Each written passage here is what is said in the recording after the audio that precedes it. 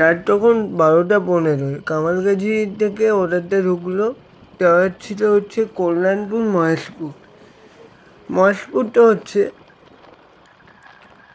কল্যাণপুর, বারুইপুর থানার শেষ এবং বিষ্ণুপুর থানার শুরু।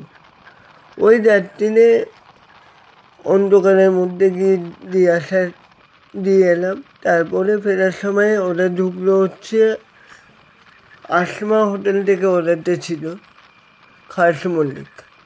এই দুটো অর্ডার দিয়েই তারপরে আমি বাড়ি ফিরতে সময় লেগে গেল হচ্ছে 1:30, রাত্রি 1:30।